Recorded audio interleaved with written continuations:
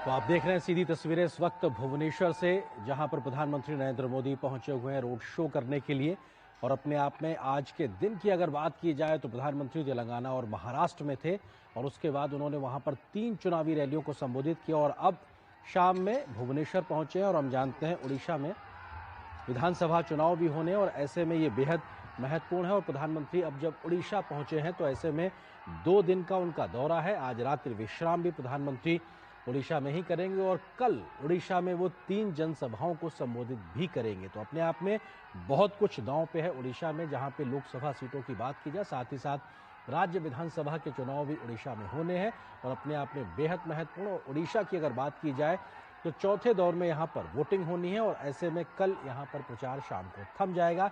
उससे पहले प्रधानमंत्री का धुआंधार प्रचार की ये तस्वीरें और ये बड़ी संख्या में लोग पहुंचे हुए हैं भुवनेश्वर में प्रधानमंत्री नरेंद्र मोदी को देखने के लिए। जनपद से वाणी विहार चौक तक करीब 2.5 किलोमीटर की दूरी प्रधानमंत्री रोड शो के माध्यम से तय करेंगे। हजारों लाखों की संख्या में लोगों के वहां पहुंचकर प्रधानमंत्री को देखने की जानकारी भी अपने आप में सामने निकल के आ रही है। और प्रधानमंत्री कल कंधमाल, बालांगीर और बरगढ़ में 3 विजय संकल्प रैलियों को संबोधित करेंगे। सड़क के दोनों ओर बड़ी संख्या में लोग मौजूद हैं, बीजेपी के झंडे उनके हाथों में, सभी के हाथ में मोबाइल, क्योंकि इस तस्वीरों को कैद करने की उत्सुकता नजर आ रही है। विशेष गाड़ी पे एक तरीके से प्रधानमंत्री मौजूद हैं, उनके साथ में राज्य के तमाम बड़े नेता भी साथ में मौजूद हैं जो कि रोड शो का शिरकत कर रहे हैं। और प्रधानमंत्री के साथ में हम देख सकते हैं, क्योंकि उड़ीसा की अगर बात की जाए तो पिछले आम चुनावों में उड़ीसा में लगातार बीजेपी का प्रदर्शन बेहतर होता रहा है, लेकिन और बेहतर करने के लिए, राज्य की सियासत में और जमीनी पकड़ को मजबूत करने के लिए प्रधानमंत्री खुद बीजेपी और एनडीए की ओर से, ये देखिए पुष्प वर्षा साफ तौर से दिखाई पड़ी प्रधानमंत्री के स्वागत के लिए। किस प्रकार से पलक पावड़े बिछाए बैठे हुए लोग हैं, पुष्प वर्षा कर रहे हैं। और कई इस पूरे 2.5 किलोमीटर के इस रोड शो में कई ऐसे मंच भी तैयार किए गए हैं जहां पर विशेष तौर पर उड़ीसा की सांस्कृतिक धरोहर और विरासत को एक तरीके से वहां पर उसका प्रदर्शन किया जा रहा है। बड़ी संख्या में बीजेपी के लोग और आम लोग पहुंचे हुए हैं प्रधानमंत्री की एक झलक को देखने के लिए। प्रधानमंत्री का यह पूरा काफिला यहां से गुजरता हुआ और सड़क के दोनों किनारों पर हजारों की संख्या में, या कहा जाए कुछ लाख लोग के पहुंचने की जानकारी अपने आप में मिल रही है। और अपने आप में हमारे सहयोगी आशुतोष मिश्रा जुड़ गए हैं जो कि भुवनेश्वर से हमारे साथ इस वक्त मौजूद हैं। आशुतोष, अगर बात की जाए तो इस रोड शो की खासियत क्या है? लगभग 2.5 किलोमीटर का सफर प्रधानमंत्री तय करने वाले हैं, कौन कौन सी मुख्य जगहें होंगी और कितनी बड़ी संख्या में लोग पहुंचे हैं? आशुतोष, बहुत बड़ी संख्या में लोग प्रधानमंत्री का स्वागत कर रहे हैं और जिस रास्ते पे ये रोड शो हो रहा है, ये भुवनेश्वर का मुख्य मार्ग है, राजधानी का सबसे बड़ा मुख्य मार्ग, इसको राजपथ कहते हैं, राजपथ जनपथ कहते हैं। जनपथ पर ये रोड शो हो रहा है और ये करीब 2.5 किलोमीटर का रास्ता है। सड़क के दोनों ओर लोग बड़े उत्साह के साथ जमा हुए हैं, प्रधानमंत्री पर फूलों की वर्षा कर रहे हैं, उनके कटआउट जगह जगह लगे हुए हैं और दूसरे सांस्कृतिक चिन्ह जो है उड़ीसा के वो लगे हुए हैं। प्रधानमंत्री लोग हाथ हिला के लोगों का अभिवादन कर रहे हैं, लोगों का अभिवादन स्वीकार कर रहे हैं। लोगों में बहुत उत्साह है। लोग जो है 6 बजे से ही, करीब 6 बजे के पास से ही, उनको मालूम था कि प्रधानमंत्री 8 साढ़े 8 बजे के आसपास आएंगे, लेकिन 6 बजे से ही जनपद पे भीड़ जमनी शुरू हो गई थी। पूरा वो जो 2.5 किलोमीटर का रास्ता, जो है 2.5 किलोमीटर का रास्ता, इसके दोनों तरफ लोग जमा हुए थे। और जैसे जैसे प्रधानमंत्री के पहुंचने की सूचना लोगों के पास आने लगी या पहुंचने लगी, वैसे वैसे भीड़ बढ़ती गई। अभी भीड़ एकदम सैलाब उमड़ा हुआ है, प्रधानमंत्री का चारों तरफ से स्वागत हो रहा है, बहुत ही उत्साह है लोगों। बिल्कुल आशुतोष, आप जो बात का जिक्र कर रहे हैं, जनपद से वाणी विहार चौक तक करीब 2.5 किलोमीटर का ये रास्ता, जहां पर बड़ी संख्या में लोग प्रधानमंत्री को देखने के लिए पहुंचे हैं। और ऐसे में 10 से ज्यादा ऐसे स्थान हैं जहां पर बड़े बड़े आइकन्स लगाए गए हैं और एक तरीके से कह सकते हैं मंच बनाए गए हैं। और इस पूरे रास्ते पर बड़ी संख्या में न सिर्फ लोग मौजूद हैं, बल्कि उड़ीसा की सांस्कृतिक विरासत और धरोहर का एक तरीके से प्रदर्शित भी किया जा रहा है। बीएमसी कार्यालय हो या आईडीबीआई स्क्वायर हो, रूपाली चौराहा हो, सत्यनगर जैसे तमाम जो प्रसिद्ध रास्ते बीच में पड़ेंगे, वहां पर एक कला को स्थापित करते हो। और ये जो दृश्य आप देख रहे हैं यहाँ पे पारंपरिक एक तरीके से नृत्य कह लीजिए या एक तरीके से पूरी जो विरासत है उड़ीसा की, वो यहाँ पे दिखाई पड़ रही है।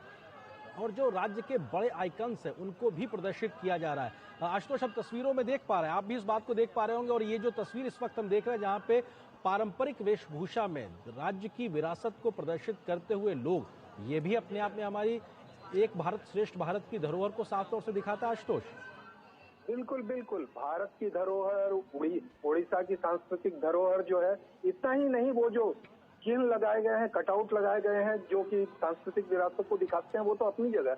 महिलाएं जो उनके स्वागत के लिए इकट्ठा हुई हैं, महिलाएं बड़ी संख्या में, वो पारंपरिक साड़ी पहने हुए हैं, कहीं संबलपुरी साड़ी पहने हुए हैं और दूसरी साड़ियां जो है या दूसरी वेशभूषा जो है, जो पारंपरिक वेशभूषा है, उस वेशभूषा में मौजूद है उनका स्वागत करने के लिए। और एक जगह तो मैंने देखा कि एक चित्रकार जो है, प्रधानमंत्री का चित्र जो है, उनका पोर्ट्रेट बना रहे थे। तो लोगों में बहुत ही उत्साह है और उड़ीसा की सांस्कृतिक विरासत जो है, उड़ीसा की विरासत, वो प्रधानमंत्री को दिखाई जाए, वो लोगों के सामने प्रदर्शित की जाए और उसको दिखाकर प्रधानमंत्री का स्वागत किया जाए, इसके लिए भरपूर तैयारी है। बिल्कुल, एक भरपूर तैयारी इन तस्वीरों के माध्यम से भी दिखाई पड़ रही है, जब प्रधानमंत्री का पूरा काफिला रोड शो के माध्यम से लोगों के हुजूम के बीच से गुजरता हुआ।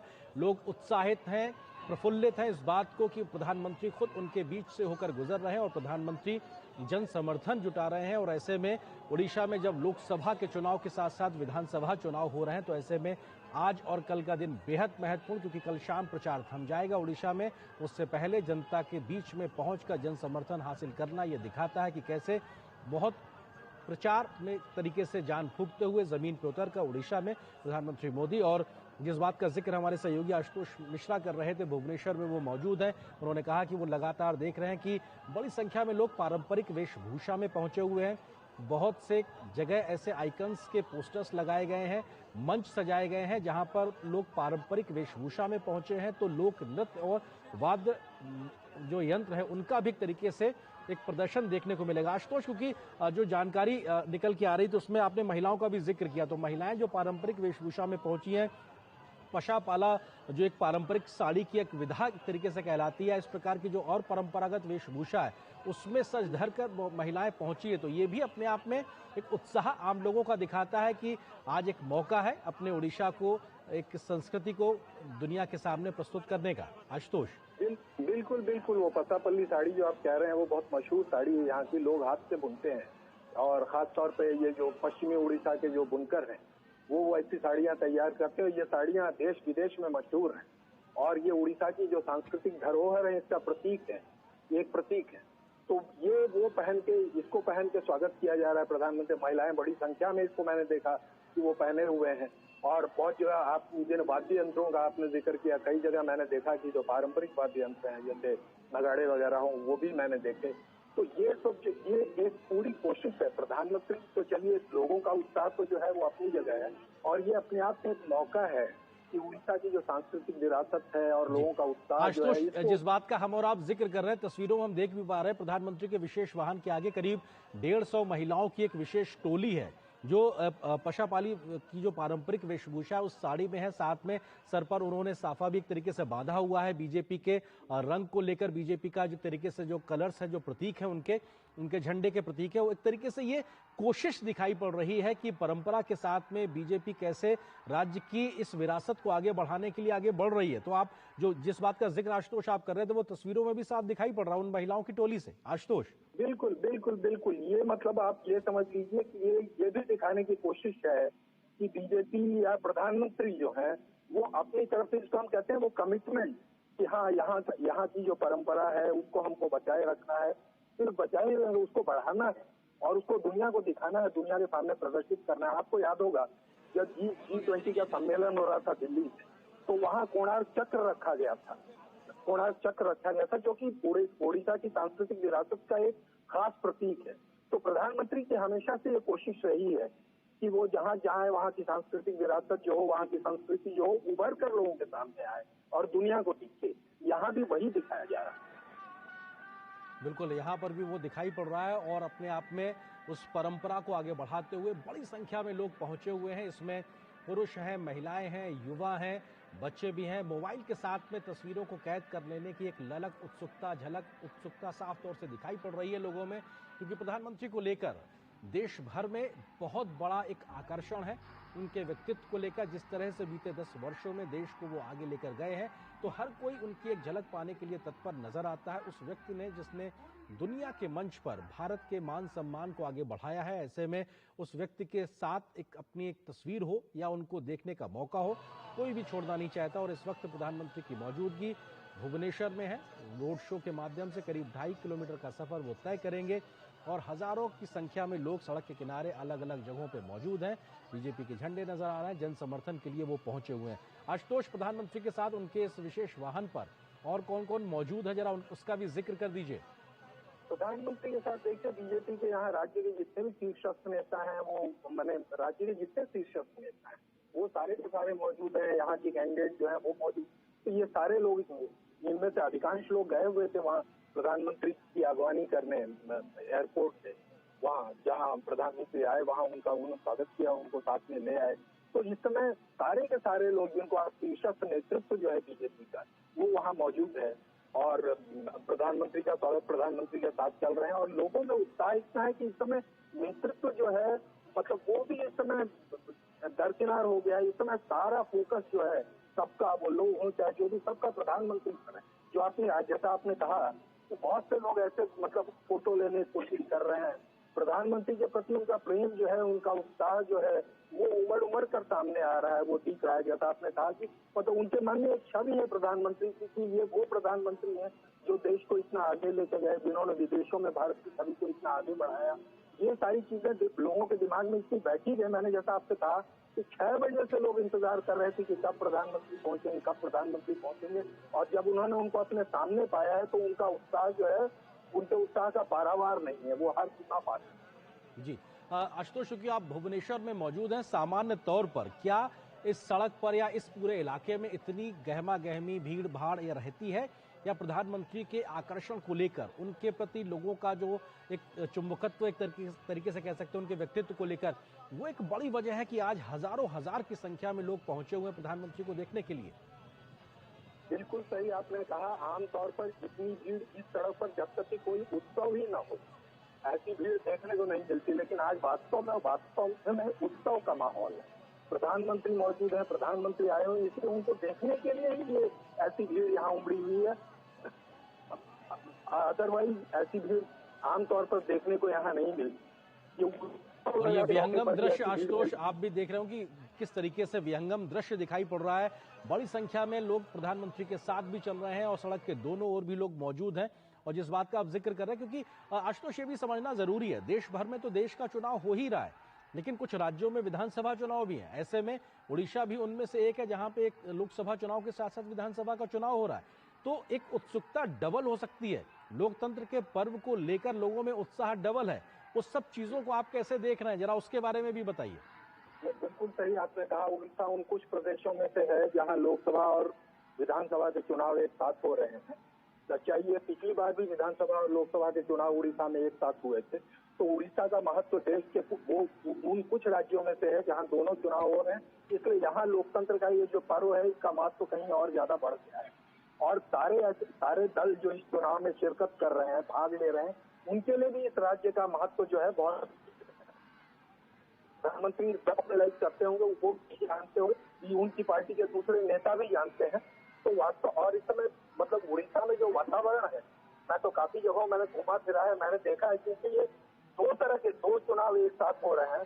और लेकिन चुनाव में अगर इश्यूज को आप देखें, मामलों मुद्दों को देखें, तो वो विधानसभा का चुनाव हो चाहे लोकसभा का चुनाव हो, मुद्दे प्राय एक जैसे। और सबसे बड़ा मुद्दा है प्रधानमंत्री की इमेज, प्रधानमंत्री की छवि। तो आपने एकदम सही कहा कि क्योंकि यहाँ विधानसभा लोकसभा का चुनाव एक साथ हो रहा है, इसलिए इस राज्य के लिए या देश में इस राज्य का महत्व दूसरे राज्यों से कहीं अधिक है। और इसीलिए आज ये जो उत्साह देख रहे हैं या लोगों की भीड़ जो देख रहे हैं, एक वजह ये भी है। बिल्कुल, और ये उत्साह शायद डबल भी नजर आता है क्योंकि यहाँ दो चुनाव हैं, लोकसभा के विधानसभा के। लेकिन ये विहंगम दृश्य भी अपने आप में बहुत कुछ कहानी बयां करता है। बड़ी संख्या में लोगों की मौजूदगी, महिलाओं की वो टोली जो नाचते गाते और एक तरीके से शंखनाद करते हुए बीजेपी के पक्ष में आगे बढ़ रही है। 150 महिलाओं के आसपास की टोली जो पारंपरिक पशापाली जो साड़ी है उसमें मौजूद है। सर पर उन्होंने बीजेपी का साफा है, हाथ में बीजेपी के लिए समर्थन के लिए झंडा है और ऐसे में वो आगे है। महिलाओं की एक टोली है। उसके बाद प्रधानमंत्री का विशेष जो एक तरीके से वाहन है उस पर वो मौजूद है और लगातार दोनों सड़क किनारे की ओर प्रधानमंत्री का जन समर्थन जुटाने की कोशिश है।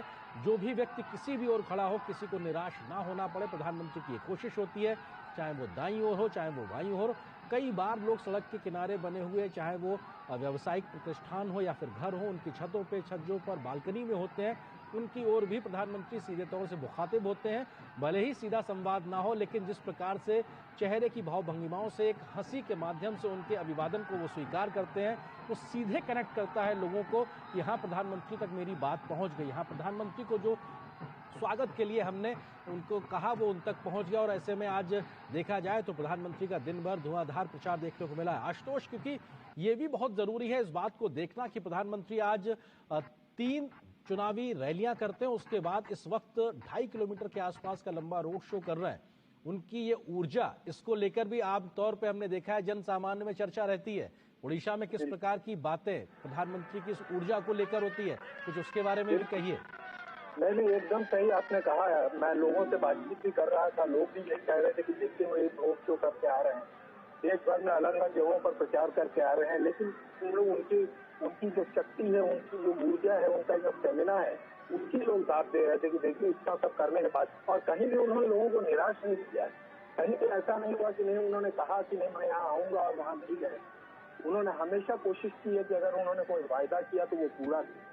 मैं सिर्फ चुनावी वायदों की बात नहीं कर रहा हूँ, मैं कैंपेन वायदों की भी बात कर रहा हूँ। अगर उन्होंने कहा कि कहीं वहाँ पहुंचेंगे और ऐसे साथ पहुंचेंगे, तो जिस समय पे उन्होंने कहा उस समय पर पहुंचे और जरूर पहुंचे। आपकी राय ऊर्जा की चर्चा की बात, इसकी बहुत चर्चा लोग, हर आदमी चर्चा कर रहा था कि देखो मैंने ये एक नेता तो इतना उत्साहित है हमसे मिलने के लिए, ये करता है लोगों पर प्रचार करते हैं, फिर भी हमसे मिलने के लिए रोड शो करने के लिए आ रहे हैं। लोगों में उत्साह था और लोगों में बूढ़ी प्रधानमंत्री जी की ऊर्जा।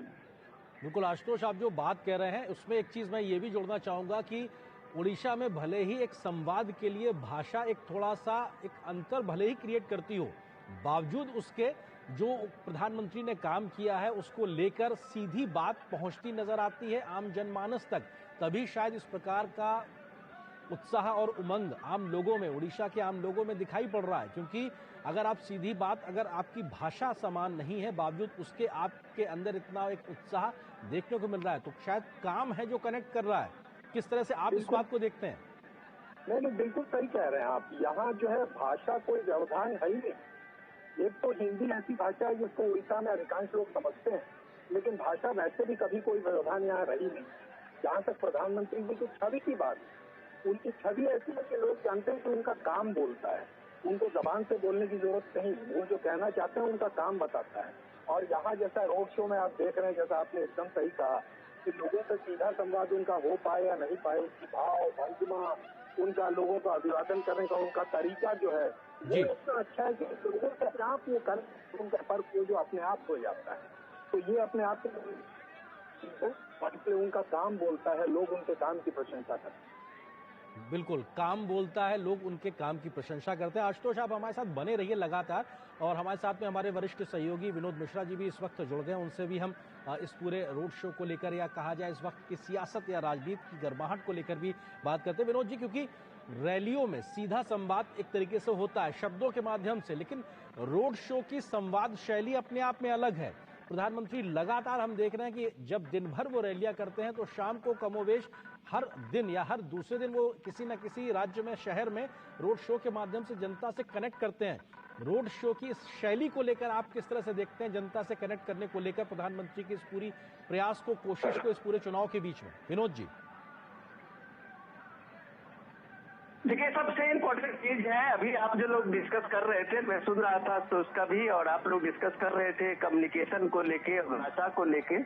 हमें ये जानना जरूरी है कि इस देश में प्राइम मिनिस्टर मोदी इस दौर के सबसे बड़े कम्युनिकेटर है, और जिसको अगर कम्युनिकेटर कहते हैं तो लैंग्वेज विनोद जी, आपको रोकना चाहूंगा, तस्वीर जो इस वक्त आ रही है उस पर लिखा हुआ है abrogation of article 370 and 35A, यानी कि जम्मू कश्मीर से 370 और 35A का हटना, उसका एक मंच बना हुआ है। कश्मीर की पारंपरिक वेशभूषा में महिलाएं और बच्चे नृत्य कर रहे हैं भुवनेश्वर की सड़क पे।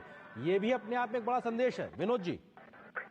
डेफिनेटली, और ये आप देखेंगे कि ऐसे इस रोड शो के 2 किलोमीटर के रोड शो में ऐसे कई मंच वहाँ के लोकल आर्टिस्ट और लोकल लोगों ने लगाया है, जो देश के सबसे बड़े ज्वलंत मुद्दे थे और उसको प्राइम मिनिस्टर मोदी के 10 साल की टेन्योर में उन सारे मुद्दे को एड्रेस किया गया है। ऐसे कई नजारे इस रोड शो में चलते हुए आपको मिलेंगे। लेकिन सबसे इम्पोर्टेंट चीज जब हम लोग आज डिस्कस कर रहे थे तो ये बात समझने की जरूरत है कि प्राइम मिनिस्टर मोदी इस देश के सबसे बड़े कम्युनिकेटर है, जिनका संवाद पूरब से लेकर पश्चिम और उत्तर से दक्षिण, इसमें भाषा का कोई ऐसा ये नहीं है कभी बाधा जो प्राइम मिनिस्टर को कम्युनिकेशन करने में कभी दिक्कत हुई हो। इसलिए मैं कह रहा हूँ कि जब एक बड़ा कम्युनिकेटर होता है, जब वो दिल से किसी के लिए बात करता है, तो चाहे तमिलनाडु में प्राइम मिनिस्टर का आप रोड शो देखें, या कन्याकुमारी में आप रोड शो देखें, या कर्नाटक में आप रोड शो देखें, या केरल में आप रोड शो देखें, या फिर नॉर्थ ईस्ट के किसी तरह में आप रोड शो देखें, या हिमाचल में रोड शो देखें, प्राइम मिनिस्टर का कनेक्ट आम लोगों से एक जैसा ही होता है। इसको कहते हैं दिल का संवाद। ये दिल से संवाद का मतलब ये होता है कि जनता का एक भरोसा, एक विश्वास का संवाद। और जब एक विश्वास के संवाद की बात आप करते हैं तो आप ये देखिए, उड़ीसा में भगवान जगन्नाथ की ये नगरी है। ये जब भगवान जगन्नाथ की वो धरती है जो प्राइम मिनिस्टर मोदी के लिए वो सबसे एक प्रमुख तीर्थ स्थलों में से एक है उड़ीसा। और हमें ये याद रखना चाहिए कि प्राइम मिनिस्टर मोदी इस दौर में उड़ीसा के कई बार दौरा किए हैं। आज ये चुनावी मौसम में दौरा करना, रोड शो करना एक अलग बात है, लेकिन जब डेवलपमेंट की बात हो, इंफ्रास्ट्रक्चर की डेवलपमेंट की बात हो, उड़ीसा के अलग अलग क्षेत्रों के विकास की बात हो, तब प्राइम मिनिस्टर की जब आप देखते हैं सिंसियरिटी और वो चीजें लोगों ने देखा है। तो ये रोड शो एक तरह से एक रिपोर्ट कार्ड होता है जब वो जनता के बीच में, तो जनता में वो किए हुए अपने जो काम है वो एक तरह से रिफ्रेश होता है, और वो सारे लोग उस प्राइम मिनिस्टर देखने के। विनोद जी, आपकी आवाज बहुत बेहतरीन से हम तक नहीं आ रही है। आशुतोष मिश्रा भी हमारे साथ लगातार भुवनेश्वर से जुड़े हुए हैं। आशुतोष, क्योंकि हमने देखा तस्वीरों में एक मंच पर कश्मीर का 370 हटना, 35A आर्टिकल का हटना, ये भुवनेश्वर में मंच के माध्यम से, बीजेपी के माध्यम से ये कोशिश की गई। वहां की सियासत के लिहाज से, क्योंकि ये राष्ट्रीय चुनाव है, उस लिहाज से कितना बड़ा और अहम एक मसला अपने आप में दिखाई पड़ रहा है आशुतोष आपको? वो जो आर्टिकल 370 की बात कर रहे हैं वो तो पूरे देश का मसला है, और मतलब यहाँ भी जो लोग हैं वो इस मसले से आपको पता, हाल में एक फिल्म आई वो आर्टिकल 370 से, वो यहाँ भुवनेश्वर में लगी थी, बहुत लोगों ने उसको देखा, और उस फिल्म के बाद इसको इसलिए पे चर्चा और ज्यादा बढ़ी। और मैं आपको बताऊं कि ये जब हटा था भुवनेश्वर में, विशेषकर जो बुद्धिजीवी वर्ग में इसकी, और लोगों ने प्रधानमंत्री की इस बात के लिए दाद दी कि इनके पहले ये मसला बहुत दिनों से बना हुआ है, कश्मीर का मसला बना हुआ था, लेकिन इसको कोई प्रधानमंत्री हल करने की हिम्मत नहीं कर रहा।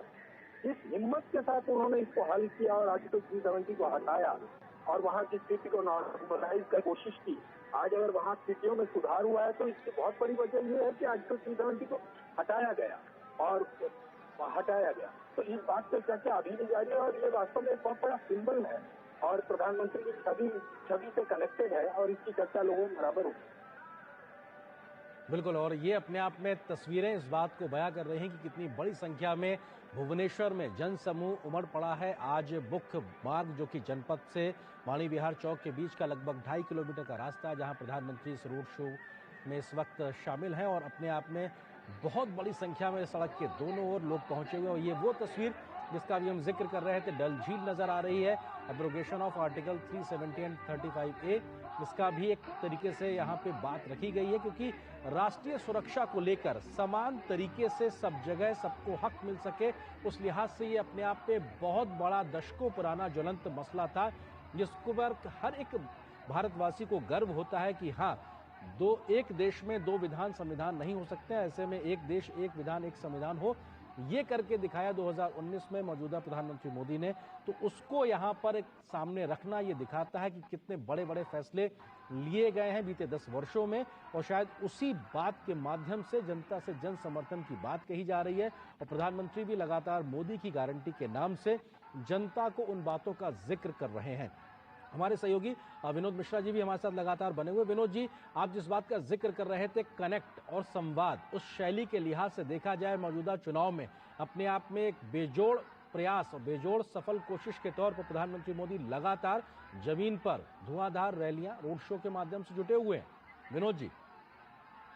और ये देखिए कि उड़ीसा जितने लोकसभा के साथ साथ में वहाँ विधानसभा का भी चुनाव है, और प्राइम मिनिस्टर मोदी का जो लगातार उड़ीसा के साथ में ये कनेक्ट है। और जो ये आप कम्युनिकेशन की बात करते हम लोग इस बात को देखें कि आज का जो रोड शो है वो एक तरफ से ये पब्लिक के जन समर्थन का एक सैलाब आप दोनों का साथ में देख रहे हैं भुवनेश्वर के सड़कों पे। और जब ये इसका सैलाब अपने नेता के लिए देखते हैं तो आप अंदाजा लगा सकते हैं कि उस नेता की अपनी पहुंच, और वो कम्युनिकेशन की जब बात हम लोग कर रहे थे तो उसने डायरेक्ट लोगों से किस तरह का संवाद बनाया है, ये भी हम साफ तौर से देखते हैं। बदले हुए नजारे में आप देखिए कि इस बार 2024 के चुनाव में आते आते लोकसभा और विधानसभा के चुनाव में सीधा अगर आप वहाँ मुकाबला देखें तो बीजेपी और बीजेडी के बीच में है। वहाँ कांग्रेस इस बार अपने एग्जिस्टेंस के लिए ही लड़ते हुए दिख रही है। मुकाबला सीधा बीजेपी और बीजेडी के बीच में है, और ये बीजेपी और बीजेडी के बीच में जो ये चुनाव है तो बीजेपी के लिए इस बार एक मौका है। नवीन पटनायक जो 5 बार के मुख्यमंत्री है, वो शायद अपने 6वें बार के लिए एक रिकॉर्ड तो बना सकते हैं, लेकिन हेल्थ वाइज उनको पब्लिक मीटिंग में पब्लिक के साथ संवाद बनाने में उनकी भूमिका लगातार कम होती जा रही है। यही बात है कि मोदी के प्रति जो लोगों का आकर्षण बढ़ा है एज ए नेशनल लीडर और एक रीजनल लीडर के रूप में जब आप क्षेत्र में देखते हैं और उस क्षेत्र में जो लोगों का आकर्षण बढ़ता है तो उड़ीसा के लोग मोदी को वैसे ही अपना एक बड़ा लीडर उड़ीसा का भी मानते हैं, और केंद्र की भूमिका भी वो देश के सबसे बड़े प्रधानमंत्री मानते हैं। क्योंकि अभी एक नेशन वाइड में आप अगर देखिए तो पूरे देश में एक राष्ट्रीय नेतृत्व के रूप में एक ब्लैंक सा है नरेंद्र मोदी के अगेंस्ट में, तो वो एक लोगों को छवि हमेशा नरेंद्र मोदी ही सामने में आता है। और ये बात उड़ीसा के लोग जब से नवीन पटनायक आम लोगों के मिलने जुलने और कम्युनिकेशन से लेके और पब्लिक सभाओं और रैलियों से लगभग कटते जा रहे हैं या उनका स्वास्थ्य उस तरह से परमिट नहीं कर रहा है, तो डेफिनेटली उस स्पेस को नरेंद्र मोदी के और बीजेपी के उस लगातार जनसंपर्क अभियान ने उस चीज को भरा है। तो आप इस चीज को देखिए कि पिछली बार का जो इलेक्शन था लोकसभा का इलेक्शन में आप 21 के सीट में बीजेपी, शायद अगर मैं गलत नहीं हूं तो शायद 9 सीटें बीजेपी ने जीती थी, और वहां का विधानसभा के असेंबली का इलेक्शन जो हुआ था उस समय में बीजेपी नंबर 2 की पार्टी थी। तो ये कह सकते हैं कि बीजेपी जो लगातार 5 टेन्योर का 5 दशक उसका जो एक नवीन पटनायक का ये रहा है, उसका एंटी इनकम्बेंसी के साथ साथ एक मजबूत लीडरशिप का जो नरेंद्र मोदी का सामने में दिखता है, ये बहुत कुछ कहता है इस भव्य रैली में और लोगों की इस उमड़ी भीड़ में। और ये जब भव्य रैली में आप आर्टिकल 370 का एब्रोगेशन देखते हैं और इस तरह के जब आप मंच तैयार देखते हैं तो डेफिनेटली वो वहाँ के लोग एक मजबूत शख्सियत, एक मजबूत नेतृत्व की छवि जो अपने दिमाग में रखा है वो बड़े फैसले के कारण रखा है, और इसलिए उड़ीसा में ये उम्मीद जगी है कि उड़ीसा में एक जो फैसले मजबूत फैसले लेने वाला अगर मोदी है तो ये डबल इंजन की सरकार अगर केंद्र और स्टेट में बनेगी तो डेफिनेटली उड़ीसा का कायाकल्प होगा। और यही विश्वास के साथ ये 2 किलोमीटर का जो लंबा सफर है उसमें आप अलग अलग तरह के ये मंच सजे हुए दिख रहे हैं। विनोद जी, क्योंकि हमने देखा था कि जब प्रधानमंत्री पहले वंदे भारत का जिक्र भी है, वंदे भारत ट्रेन दिखाई पड़ रही है यहाँ मंच पे, और निश्चित तौर से प्रधानमंत्री का कटआउट और 2 वंदे भारत ट्रेन ये दिखाता है नए विकसित भारत के संकल्प में कैसे नई परिपाटी को भी लाया गया है और एक रूप स्वरूप बदलकर नई तकनीक के आधार पर दुनिया के साथ कदम ताल मिलाकर कैसे भारत आगे बढ़ सके, उस गति को पा सके, उस गति की शक्ति को हासिल कर सके। इसीलिए गति शक्ति के माध्यम से जो नई व्यवस्थाएं हैं उसमें भारत तेज गति से आगे बढ़ रहा है, और इसीलिए वंदे भारत ट्रेन का एक तरीके से मंच पे दिखाया गया कि कैसे आज देश को वंदे भारत के नेटवर्क के माध्यम से जोड़ा गया है। विनोद जी, क्योंकि ये बहुत ज़रूरी है जो 10 साल का काम है शायद वो एक तरीके से दिखाया जा रहा है। यहाँ पे तमाम अलग अलग मंच के माध्यम से 21 कमल खिलाने, ये एक बड़ी चुनौती के तौर पर कहा जा सकता है बीजेपी के लिए उड़ीसा में। तो वहाँ साथ ही साथ 147 सदस्यों वाली विधानसभा का चुनाव भी है। ऐसे में कल 3 रैलियां हैं। क्या बड़ी बात है प्रधानमंत्री मोदी की गारंटी के तौर पर रख सकते हैं? क्योंकि हमने देखा जब पहले उड़ीसा पहुंचे थे तो उन्होंने कहा था कि अगर हमारी सरकार बनती है तो 5 वर्षों में राज्य को नंबर 1 बना देंगे। उड़ीसा को संसाधनों की कमी नहीं है, बस नियत के साथ आगे बढ़ना, डायरेक्शन देने की जरूरत है, जो कि बीजेपी करके दिखाएगी। विनोद जी, देखिए भाई, ये बात हमें समझनी पड़ेगी कि ये जितने आप एक डेवलपमेंट के प्रोजेक्शन और यहाँ पे जो कटआउट देखते हैं और इस तरह के मंच सजे हुए देखते हैं, डेफिनेटली बीजेपी का अपने संकल्प यात्रा के साथ ही ये अभियान हुआ था।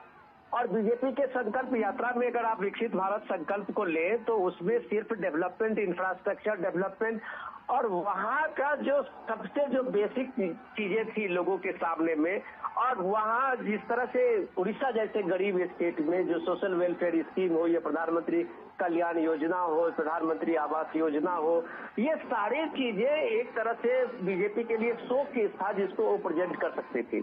लेकिन अचानक जब आप ये देखिए कि जिस दौर में इलेक्शन का ये कैंपेनिंग शुरू हुआ, अगर नेशनल स्टेट पूरे नेशनल में देखिए राष्ट्रीय परिप्रेक्ष्य में, तो आप उसके बाद देखिए कि पूरे तरह से इस पूरे इलेक्शन के नैरेटिव्स को इंडिया गठबंधन ने बड़ी तरह चालाकी से चेंज किया और वो विकास के मुद्दे पे और डेवलपमेंट के मुद्दे पे बजाय बात करने का सीधे सीधे नैरेटिव को संविधान खतरे में है, लोकतंत्र खतरे में है, भला भला ये सारे मुद्दे लेके उन्होंने इस नैरेटिव को बताना शुरू किया।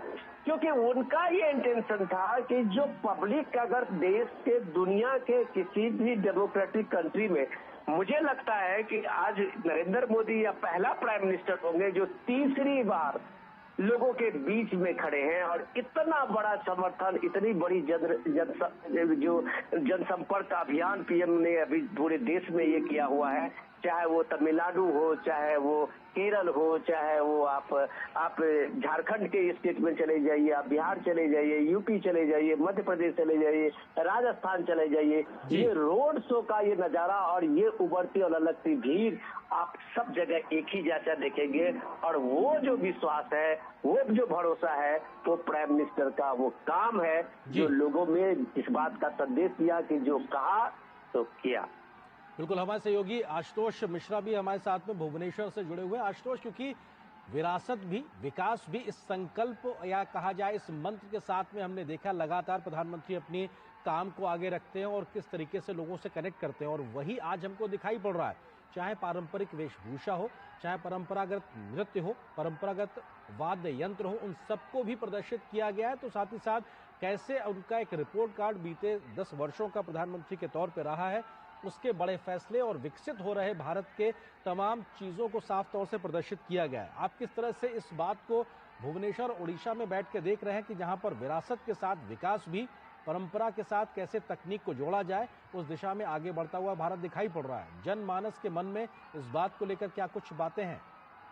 बिल्कुल सही कह रहे हैं आप। यहाँ पूरा प्रयास है कि प्रधानमंत्री जी के पिछले 10 सालों का रिपोर्ट, उसका पिछले 10 सालों की सरकार की उपलब्धियां ये लोगों के सामने रखी जाए, लोगों को बताया जाए कि भारत कैसे विकसित हुआ है, क्या बड़े निर्णय लिए गए हैं इस सरकार द्वारा। जैसे आपने आर्टिकल 3 की बात, आपने वंदे भारत एक्सप्रेस के कटआउट की बात, तो ये लोगों को ये दिखाने का प्रयास है कि क्या बड़े निर्णय लिए गए हैं इस देश के हाथ में, इस देश के लोगों के लिए, और क्या बड़े काम किए गए हैं इस देश को आगे बढ़ाने के लिए, चाहे वो इंफ्रास्ट्रक्चर डेवलपमेंट, ढांचागत विकास की बात, ये कोई और की बात। तो परंपरा अपनी जगह, विकास अपनी जगह, इन सबको मिला के समष्टि में भारत को ऊपर ले जाने का जो प्रयास, उसको मिला जुला कर ये प्रयास कैसे हो रहा है, इसको दिखाने की कोशिश की गई है। और उड़ीसा के संदर्भ में ये बहुत महत्वपूर्ण है। इसलिए महत्वपूर्ण है कि इस बार मैं बताऊं, वैसे तो उड़ीसा हमेशा से राजनीतिक दृष्टि से महत्वपूर्ण रहा है, लेकिन लुक पॉलिसी जो है भाजपा की और इस सरकार की जो लुक पॉलिसी है, उसका वैसा एक अभिन्न अंग है। मैं ये सिर्फ इसलिए नहीं कह रहा कि यहाँ 21 लोकसभा की सीटें हैं और 147 विधानसभा की सीटें हैं जिनमें इस साल चुनाव हो रहा है। पिछली बार बीजेपी ने यहाँ 8 लोकसभा की सीटें जीती थी। अगर आप इस 214 के चुनाव से तुलना करें तो वो बहुत बड़ा जंप था, क्योंकि 214 में उनके पास सिर्फ 1 सीट, 2009 में कोई लोकसभा सीट नहीं। और 2019 में सीधे छलांग मार के वो 1 से 8 पे आ गए। और वो सिर्फ प्रधानमंत्री नरेंद्र मोदी की पॉपुलैरिटी जो है, उनके प्रति लोगों का जो प्यार है, उनको एक बहुत बड़ा तबका था लोगों का जो उनको प्रधानमंत्री के तौर पे दोबारा देखना चाहता था, इसलिए बीजेपी को वो सीटें मिली।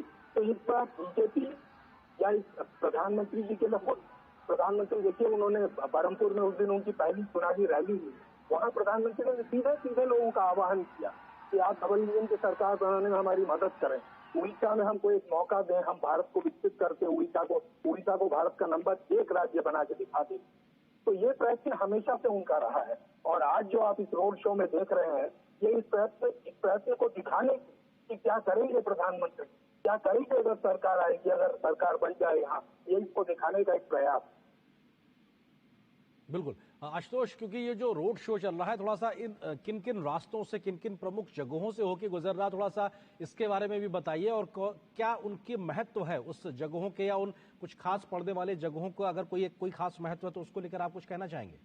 नहीं, बिल्कुल, मैं आपको बता दूं, जैसे मैंने ये बताया है कि आप ये भुवनेश्वर का, मतलब इसको आप भुवनेश्वर का राजमार्ग कहिए, जनपद, जिसको हम थॉरोफेयर कहते हैं, सबसे बड़ा थॉरोफेयर ये भुवनेश्वर का है। ये जहाँ से ये भाजपा कार्यालय के पास से ये शुरू हुआ, ये कारवां जो है वहाँ से शुरू हुआ। उसके बाद राम मंदिर है, इसके ठीक बाद राम मंदिर है, वहाँ से राम मंदिर से होता हुआ ये आगे गुजरा। उसके बाद रूपाली स्क्वायर है, रूपाली छत है, फिर वहाँ से आगे वाणी विहार जो यहाँ की यूनिवर्सिटी, हॉस्टल यूनिवर्सिटी का मेन कैंपस, वहाँ जो है यहाँ तक, वहाँ तक का रास्ता जो है। तो ये मुख्य मार्ग है भुवनेश्वर, आज से नहीं, एक जमाने के लिए भुवनेश्वर का मुख्य मार्ग ये वो मार्ग है जहाँ हमेशा, मतलब जो लोगों को हमेशा से आकर्षित करता रहा है। इसका राजनीतिक महत्व है, इसका सांस्कृतिक महत्व है, और इसीलिए इस मार्ग को चुना गया है प्रधानमंत्री के इस रोड शो के लिए। तो ये हर जगह से जहाँ से गुजरा है वहाँ मतलब ऐसे कटआउट रखे गए हैं, ऐसे चिन्ह रखे गए हैं जो कि सरकार की, या तो सरकार की उपलब्धियों को दिखाएं, या फिर सरकार क्या करना चाहती है उसको दिखाएं, और राज्य की सांस्कृतिक विरासत को दिखाएं। बिल्कुल, विनोद मिश्रा जी भी हमारे साथ लगातार बने हुए। विनोद जी, किस तरह से आप इस बात को देखते हैं कि विरासत भी, विकास भी और जनपद का जिक्र आशुतोष कर रहे हैं, तो जनता के इस पथ से, कर्तव्य पथ का जो मार्ग प्रधानमंत्री ने चुना है, देश के लिए कैसे अमृतकाल में आगे बढ़ना है, विकसित भारत के संकल्प को आगे बढ़ाना है, 2047 की बात करते हैं, 24x7 काम करते हैं, इन तमाम बातों को आप इस मौजूदा तस्वीरों में किस तरीके से देख रहे हैं आप? देखिए, मैं सुन रहा था, अपने रिपोर्टर आशुतोष जी बता रहे थे, आपने बढ़िया सवाल पूछा था। सवाल ये है कि जो सांस्कृतिक विरासत की बात आप जब कहते हैं कि ये सांस्कृतिक विरासत तो उड़ीसा में, जब आप पुरी में जगन्नाथ की बात करते हैं तो आप ये देखिए कि आपको याद होगा कि पुरी के जगन्नाथ कहते हुए वो भगवान जगन्नाथ की वो पूरी दुनिया में जो फैली हुई उनकी एक शख्सियत है, जगन्नाथ के नाम आप जब कहते हैं तो सीधे सीधे आपको उड़ीसा जहन में आता है। जब आता है तब उसके साथ साथ आपको उस वैष्णव संप्रदाय और वो कृष्ण को मानने वाले वो लगातार पूरे उड़ीसा के साथ चलते हुए पश्चिम बंगाल और बिहार से होते हुए आप ये देखिए पूरे देश के जनमानस में तो वो एक उसके मानस पटल में है जो उड़ीसा की सांस्कृतिक विरासत है। और यही सांस्कृतिक विरासत उड़ीसा के आप कह सकते हैं कि उसके संस्कृति उसके सबसे मूल आधार है, उसके टूरिज्म का, उसके छोटे मोटे जितने कारोबार हैं, हस्तकला हो, चाहे जितने भी उसके हस्तकरघा हो या जो भी छोटे कारीगर हो, ये सारे चीजें इसी व्यवस्था से जुड़े हुए हैं। तो ये देखिए कि कितना कमाल की चीज है कि एक बार रथ यात्रा का साथ में पूरी दुनिया का आकर्षण उड़ीसा में होता है और उसका उस सांस्कृतिक विरासत का डेवलपमेंट नहीं होता है, तब आप कह सकते हैं कि भारत को अपने विरासत पर गर्व करना अगर किसी ने सिखाया है तो नरेंद्र मोदी ने सिखाया है। जो सांस्कृतिक विरासत की बात जब आप कहते हैं कि आपके रामलला विराजमान के एक प्राण प्रतिष्ठा में आप देखिए किस तरह की सियासत पूरे देश में हुई थी। साल का लंबा संघर्ष के बाद ये रामलला विराजमान अयोध्या के मंदिर में उनका ये 22 जनवरी को प्राण प्रतिष्ठा हुई थी। तो ये सवाल लोगों के जहन में है क्योंकि सांस्कृतिक विरासत में के नाम पे उड़ीसा में कोई कंप्रोमाइज नहीं है, न कोई लेफ्ट है, न राइट है, न मिडिल है। उनके सामने में उनका आदर्श भगवान जगन्नाथ है। तो ये राम मंदिर निर्माण के बाद उड़ीसा में एक स्वतः स्फूर्त एक चेतना भी बनी है। आप थोड़ी दूर इसी में चलते हुए जाएंगे इस रोड शो में, तो आपको कहीं भव्य रामलला के का मंदिर का भी आपको कहीं न कहीं दिखाई देगा। कि ये सांस्कृतिक चेतना का जो एक आप कह सकते हैं पुनर्जागरण का ये दौर है, उसकी प्रतिध्वनि आपको उड़ीसा में ज्यादा दिखाई देगी। क्योंकि स्वच्छ भारत अभियान में और प्राइम मिनिस्टर के जल जीवन मिशन के साथ में जो हर घर नल का जल पहुंचाने के मिशन में उड़ीसा ने बेहतरीन काम किया है। और उस बेहतरीन काम में जो सांस्कृतिक स्थल है, जो महत्वपूर्ण तीर्थ स्थल है, उसको सजाया संवारा गया है, उसका एक तरह से पुनरुद्धार हुआ है। तो आज उड़ीसा के लोग चाहे अपने चैतन्य महाप्रभु के वो परंपरा के मानते हो, रामदेव के परंपरा को मानते हो, रामानंद के परंपरा को मानने वाले लोग हो, और इसी परंपरा को चलते हुए पूरी दुनिया में अपनी पहचान बनाई हो, आज उड़ीसा को अपनी पहचान पे गर्व होने लगा है। आज उड़ीसा को अपनी सांस्कृतिक विरासत पे गर्व होने लगा है। तो इस झांकी में, इस रोड शो में और प्राइम मिनिस्टर को अभिवादन करते हुए जो अगर आप लोगों की ललक देख रहे हैं, ये उत्सुकता देख रहे हैं, तो वो एक सांस्कृतिक चेतना भी है, वो एक गौरव भी है जो इस दौर में प्राइम मिनिस्टर मोदी ने एहसास कराया है। ये सांस्कृतिक चेतना और सांस्कृतिक गौरव जो है वो उड़ीसा की पूंजी है, लेकिन इस देश की जो ये राजनीतिक व्यवस्था थी शायद इसको कभी भी समझ नहीं पाई।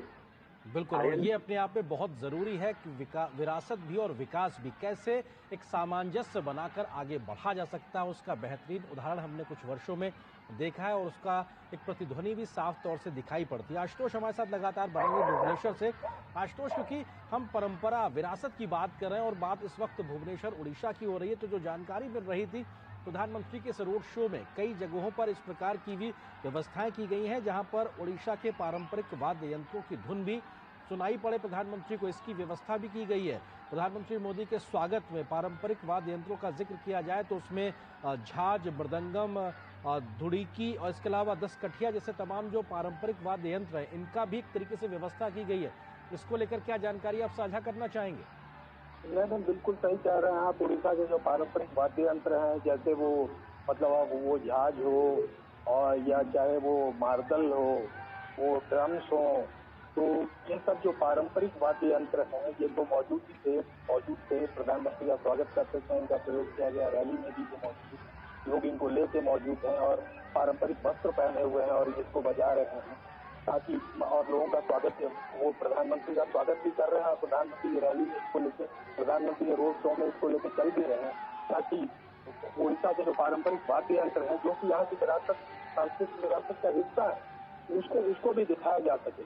और जैसा कि अभी जिक्र हो रहा था कि उड़ीसा की सांस्कृतिक विरासत जो है उसमें यहाँ की धार्मिक विरासत जो है वो भी एक बहुत बड़ी चीज है। अभी मतलब जगन्नाथ जी की, भगवान जगन्नाथ की बात हो रही थी, तो वो तो जगत के नाथ है और उड़ीसा के मतलब विश्व देवता है। उड़ीसा के ही इष्ट देवता सारा राष्ट्र जो है वो उनके आगे झुकता है, उनको मानता है। तो वो सारे राष्ट्र के देवता है, उड़ीसा के देवता है। और जगन्नाथ मंदिर जो है पुरी का, जिसको प्रधानमंत्री सारे लोग जो है जिनके मन में उसके लिए बहुत बड़ी श्रद्धा है, उसको अभी हाल में ही उसका काफी विकास किया गया है। हेरिटेज कॉरिडोर उसके आसपास बनाया गया है और उसके बाद से वहाँ लगातार जो है श्रद्धालुओं की संख्या वहाँ लगातार बढ़ रही है। तो ये सब जो है जो सांस्कृतिक विरासत से, उड़ीसा की सांस्कृतिक विरासत से जुड़ी हुई चीजें हैं। और ये जो प्रधानमंत्री का रोड शो है, कहा आपने एकदम सही कहा कि विरासत भी, विकास भी, ये दोनों चीजें जो है एक साथ दिखाने की कोशिश हो रही है। एक तरफ पारंपरिक वाद्य यंत्र है, वो मार्दल हो, झांझ हो, ड्रम्स हो, दूसरे या पारंपरिक पोशाक हो, जब जैसे महिलाएं जो आप बसाबंदी की बात की आपने, वो हो, और दूसरी तरफ धार्मिक विरासत, ये सब एक साथ दिखाने की कोशिश हो रही है। और विकास इस देश का कैसे हो रहा है, वो धार्मिक क्षेत्र में विकास हो, सांस्कृतिक विकास हो या ढांचागत विकास हो, इसको दिखाने के लिए एक समन्वित विकास जो है, बिल्कुल इंटीग्रेटेड डेवलपमेंट जो है, जिसको दिखाने की कोशिश।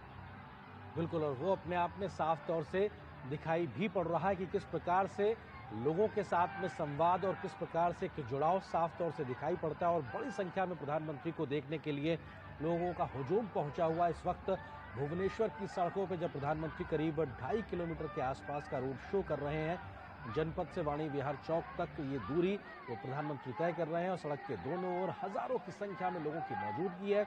उत्साह के साथ सैकड़ों की संख्या में प्रधानमंत्री के वाहन के आगे महिलाएं चल रही हैं पारंपरिक वेशभूषा में, वो इस वक्त मौजूद हैं और ये अपने आप में दिखाता है कि प्रधानमंत्री के स्वागत और उनके सत्कार के लिए फूलों की वर्षा की जा रही है। हमारे सहयोगी विनोद मिश्रा जी हमारे साथ लगातार जुड़े हुए। विनोद जी, इस बात को किस तरीके से समझा जाए, क्योंकि प्रधानमंत्री लगातार कहते हैं क्षेत्रीय अस्मिता, क्षेत्रीय पहचान को समाहित करते हुए राष्ट्रीय हित के साथ कैसे आगे बढ़ा जाए, उस बैलेंस को बनाने की जो एक अप्रोच प्रधानमंत्री की तमाम नीतियों में, संवाद में या कार्यों में या लोगों के साथ जुड़ने में या नीतियों को आगे बढ़ाने में दिखाई पड़ती, उसका एक सामंजस्य को आप कैसे देखते हैं, जहां पर क्षेत्रीय अस्मिता, उनकी पहचान को समाहित करके राष्ट्रीय हित को आगे बढ़ाने की बात होती है? विनोद जी। जी राजेंद्र, मैं यही चीज कह रहा था, आपने बहुत बढ़िया सवाल किया। उसके साथ आप ये देखिए कि एक हर डिस्ट्रिक्ट का जब आप कहते हैं कि वन डिस्ट्रिक्ट वन प्रोडक्ट में, तो उसके साथ में आप देखिए कि उड़ीसा ही एक ऐसा राज्य है जहाँ पे आप वन डिस्ट्रिक्ट वन प्रोडक्ट में आप देखिए कि हस्तशिल्प से जुड़े हुए, हस्तकरघा से जुड़े हुए कितने जबरदस्त वहाँ की कलाकारी है। और उस कलाकारी को अगर एक राष्ट्रीय मानक के रूप में, राष्ट्रीय स्थिति पे चीज को लाया गया है, तो आप कह सकते हैं एक बड़ी कोशिश हुई है इस तरीके पे। लेकिन अब मैं इन सारी चीजों से, जब हम ये सांस्कृतिक और विरासत की चर्चा करते हुए अगर हम थोड़ा सा हम लोग इसके राजनीतिक पृष्ठभूमि में जाके, तो आप ये देखिए कि उड़ीसा की में जो जनता के बीच में आप ये जो स्वतः स्फूर्त ललक देख रहे हैं, उसके पीछे एक कारण ये भी है कि लगातार आप देखिए सन 2000 से लेके अब तक वहाँ नवीन पटनायक चीफ मिनिस्टर रहे हैं और बीजू जनता दल का कोई भी अभी तक कोई मुकाबला इस तरह से चैलेंज देते हुए उड़ीसा में नहीं दिख रहा था। पिछले 5 चुनाव में आपने चाहे असेंबली या पार्लियामेंट में आप चुनाव में देखे कि जिस तरह से वहाँ बीजू जनता दल के और खासकर के नवीन पटनायक की जो छवि उभरी थी, उस छवि के साथ में कांग्रेस तो एक तरह से वहाँ गायब सी होती गई, लेकिन बीजेपी मजबूती से अपने को वहाँ पे अपनी भूमिका के लिए तैयार रही और इस भूमिका को बनाते बनाते बीजेपी ने एक बड़ा नेटवर्क पूरे उड़ीसा में खड़ा किया है और वो जो नेटवर्क है वो उसको वहाँ के विरासत से मिला है। ये विरासत की बात में जब कहते हैं तो आप ये देखिए कि किस तरह से उड़ीसा में काम करते हुए, वहाँ चाहे स्कूल आदिवासी इलाकों में काम करते हुए के साथ में, एकलव्य विद्यालय के साथ में, या ऐसे ढेरों ऐसे प्रोजेक्ट है जिस प्रोजेक्ट में काम करते हुए उड़ीसा में बीजेपी ने अपने माध्यम से उसको एक लोगों के बीच में सामाजिक कार्य करते हुए जगह बनाई। तो ये इम्पोर्टेंट है, जब आप समाज के बीच में जाते हैं, समाज के साथ संवाद बनाते हैं, समाज के दुख सुख में उसके सामने में होते हैं, तो डेफिनेटली वो आपको कभी न कभी राजनीति में पे करता है। अब जब सीधे सीधे आप हम इसको पराभव तो नहीं कर सकते हैं, लेकिन नवीन पटनायक जो 2019 में जिस स्फूर्ति से और जिस मजबूती से चुनाव लड़ रहे थे, वो शायद 2024 में उनका नजारा नहीं है। अभी आप बीजू जनता दल के देखिए कई कद्दावर लीडर, तो बीजू जनता दल के एक अंदर आप कह सकते हैं कि वो रहे हुए थे या वो एक तरह से स्टील बॉडी थे बीजू जनता दल के लिए, वो सारे लोग बीजू जनता दल को छोड़ते हुए बीजेपी में शामिल हो गए हैं। तो ये जो अब जो नवीन पटनायक की जो भूमिका है एक टीम के रूप में बीजू जनता दल को अपने कोई इस लड़ाई में सामने में रखा है, लेकिन संवाद के रूप में, पब्लिक से कनेक्ट के रूप में, वहाँ नेतृत्व के रूप में अब नवीन पटनायक की भूमिका नहीं रह गई है। तो ये जो इस बार का जो 2024 की वो चुनौती जो है वो बीजेपी ने एक बड़ी चुनौती बढ़ाई है बीजू जनता दल के लिए, और ये जो चुनौती है वो बीजेपी को लोकसभा के साथ साथ वहाँ के विधानसभाओं में काफी तेज दे रहा है। तो आप ये एक बात, हम इस बात को हमें समझने की जरूरत है कि बीजेपी इस बार उड़ीसा में बहुत अच्छा कर रही है।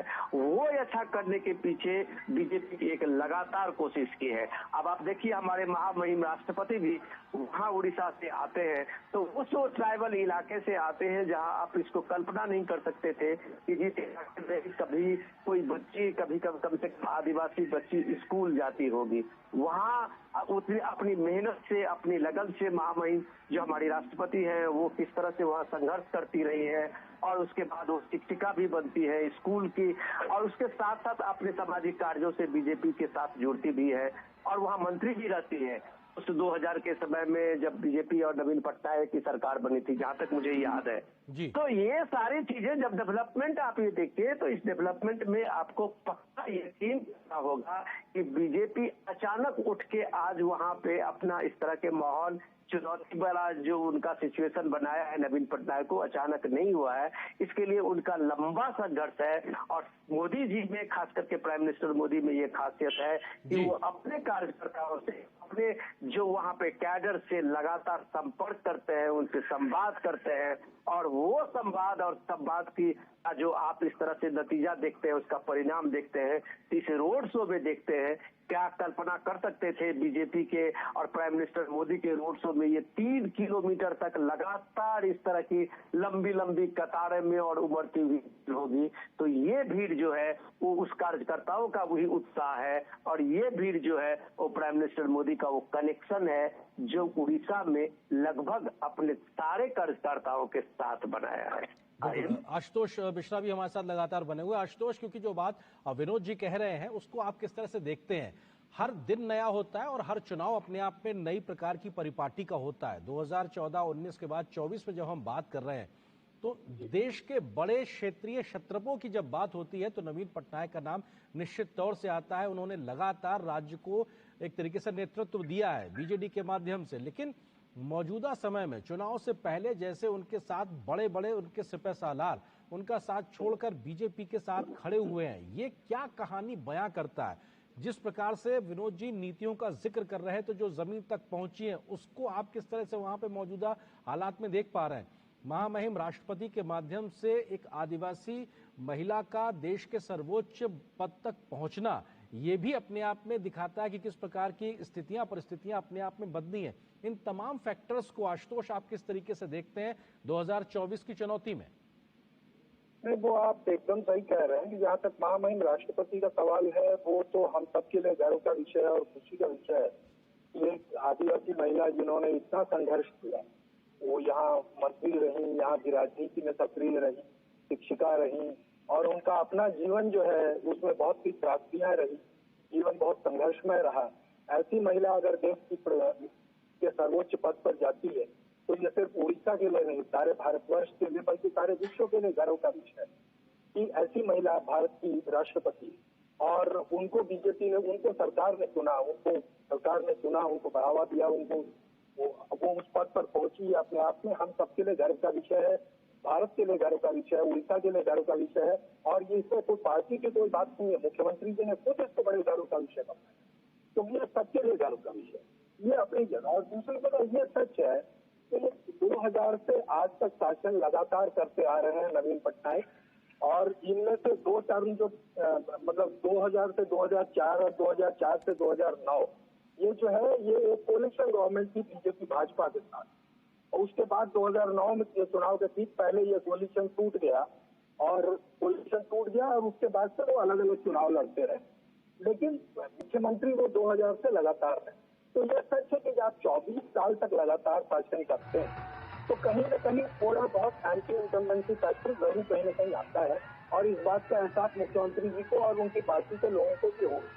और जहाँ तक ये पार्टी कुछ लोगों को छोड़ने की बात है तो एक नंबर 1 ये आया राम गया राम, ये भाजपा से भी कुछ लोगों ने छोड़ा है और जो गए हैं बीजू जनता दल में, बीजू जनता दल से लेकर ज्यादा लोग आए और क्योंकि बीजू जनता दल शासन वाली पार्टी थी तो वहां से जो लोग आए, जैसे कुछ पूर्व मंत्री थे तो ऐसे लोग आए तो उनकी चर्चा ज्यादा हुई। लेकिन ये अपने आप में सच है कि पिछले चुनाव में इस किस्म का दृश्य देखने को नहीं मिला था, तो इस बात इससे एक इम्प्रेशन पैदा हुआ है कि शायद कहीं न कहीं कोई घबराहट है या एंटी इनकम्बेंसी ज्यादा बढ़ी हुई है। वो तो वाकई स्थिति क्या है ये लोग चुनाव का नतीजा आएगा सब सामने आएगा, लेकिन ये अपने आप से सच है कि इस बार कांटे की लड़ाई है। और जहां तक भाजपा का सवाल है, भाजपा जैसा मैंने आपसे कहा कि 2009 में जब दोनों पार्टियां अलग हुई और उन्होंने चुनाव लड़ना शुरू किया तो 2009 में जैसे 2009 के चुनाव के जब नतीजे निकले तो भाजपा के पास विधानसभा में सिर्फ 6 सीटें थी और लोकसभा में कोई थी। उसके बाद भाजपा फिर आगे बढ़ी, 2014 में उनके पास विधानसभा में 7 सीटें आई और लोकसभा की 1 सीट आई। 2019 में उन्होंने बड़ी छलांग मारी और विधानसभा में 23 सीटें आई और वो मुख्य मेन अपोजिशन पार्टी बनी और उनकी लोकसभा की सीटें बढ़कर 8। तो और आप देखिएगा कि भाजपा जैसे जैसे ऊपर गई है, कांग्रेस वैसे वैसे नीचे गई है। मतलब कांग्रेस का डिक्लाइन जो है, नीचे जाना और ऊपर आना, ये प्राय आप देखिएगा तो एक ही अनुपात में है। जिस अनुपात में कांग्रेस गिरी है उसी अनुपात में भाजपा आगे बढ़ी है। जहाँ तक नवीन पटनायक की सरकार की या उनकी व्यक्तिगत पॉपुलैरिटी का सवाल है, मुझे नहीं लगता कि पिछले दिनों उस पर कोई बहुत ज्यादा प्रभाव पड़ा है। लेकिन ये सच है कि 24 साल के शासन के बाद एंटी इनकम्बेंसी कहीं न कहीं काम करने लगती है और ये उन पर भी थोड़ा बहुत प्रभाव डाल रही है। और दूसरा सवाल ये है कि वो 77 साल के हो, तो उनकी भी उम्र हो रही है। और ये जाति पार्टी, जैसे बहुत से लोग कहते हैं कि ये वन मैन पार्टी है, वो अगर नहीं रहे तो पार्टी नहीं रहेगी। लेकिन आज तो जहाँ तक नेतृत्व का सवाल है, ये सही है कि मेन वोट कल्चर पार्टी के बनी, लेकिन एक कैडर पार्टी का तैयार हुआ है। ये कैडर अगर कल को नवीन पटनायक नहीं रहे तो क्या स्थिति होगी, ये आज कहना मुश्किल है। लेकिन इस बार लड़ाई कांटे की है और भाजपा ने भी इस चीज को देख लिया है। पिछली बार जो 21 सीटें लोकसभा की 1 से बढ़ के 8 गई और वो मेन अपोजिशन पार्टी बन के विधानसभा में उभरे, तो इस बार उनको लगता है कि कहीं न कहीं उनके लिए एक मौका है।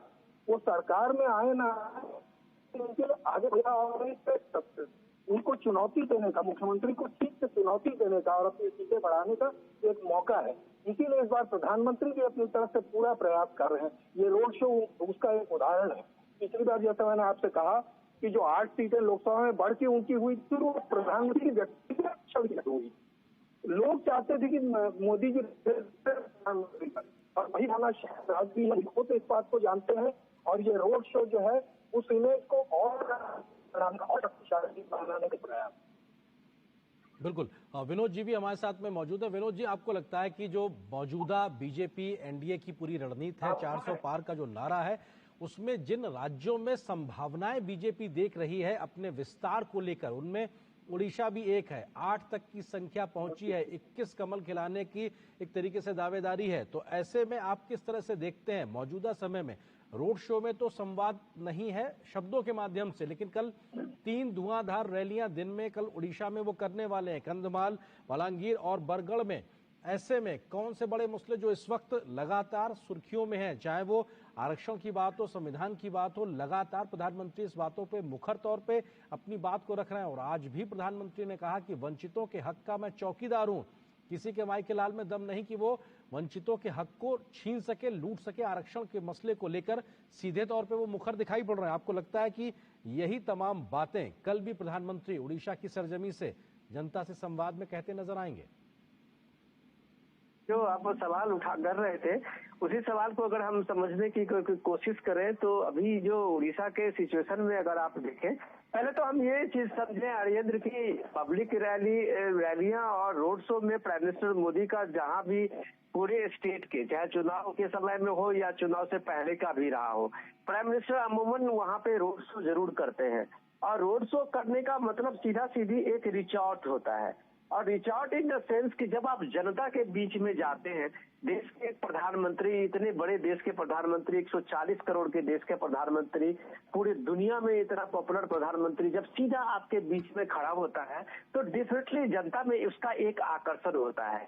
और जब जनता सीधे अभिवादन करते हुए, आंख से आंख मिलाते हुए अपने प्रधानमंत्री को अभिवादन देते हुए वो प्रधानमंत्री का काफिला वो उधर से गुजरता है, तो वो जो एक लम्हा है, आप जब इस रोड शो में जाते हुए लोगों को देखते होंगे कि अपने अपने मोबाइल फोन से तस्वीरें उतारते हुए, वो उनके लिए एक ऐतिहासिक होता है। हम लोग कई बार हम लोगों को भी मौका मिला है इस ऐतिहासिक पल में, ऐतिहासिक क्षण में वहाँ पे मौजूद होने का, तो देखा है लोगों के चेहरे पे जो उत्सुकता, भाव विह्वलता होती है, वो अपने आप में एक कह सकते हैं कि भारतीय लोकतंत्र की एक नई छवि, एक अलग छवि प्रस्तुत करती है। रही बात जब आप जिस राजनीति की बात कर रहे थे, उस राजनीति में समझने की जरूरत है कि वहां एक तरह से कांग्रेस ने पूरे उड़ीसा में जो अपना उनका बेस था उसको खो दिया था। इस बार का अगर 2024 में देखें तो 2024 में कांग्रेस सक्रिय हुई, लेकिन वो इतने लेट से सक्रिय हुई थी जो उनका फुटप्रिंट बहुत कायदा से उड़ीसा में नहीं बन पाया। और सक्रिय किस तरह से हुई, तो उन्होंने अपने पुराने जो लोकसभा के सांसद रहे, गिरधर गमांग रहे हैं, पुराने सांसद हेमा गमांग रहे हैं, संजय भोई रहे हैं, ऐसे पुराने नेताओं को फिर से कांग्रेस ने एक पब्लिक फेस बनाने की कोशिश की है। लेकिन सवाल ये उठता है, जो गिरधर अर्जुन मांग जैसे नेता जो जी। कभी आज से 40 साल पहले वहां पे पॉपुलर रहे होंगे, के बीच में से कटने के बाद अचानक कैसे महत्वपूर्ण हो जाएंगे। बिल्कुल ये विनोद एक जी, जो बड़ा आप सवाल बात कह रहे हैं अपने आप में बदले हुए हालात में, बदली हुई तस्वीर में नए 2024 के चुनाव में किस प्रकार की राजनीति दिखाई पड़ रही है, वो अपने आप में 4 जून के नतीजों से दिखाई पड़ेगी। लेकिन बहुत कुछ है जो बदलता हुआ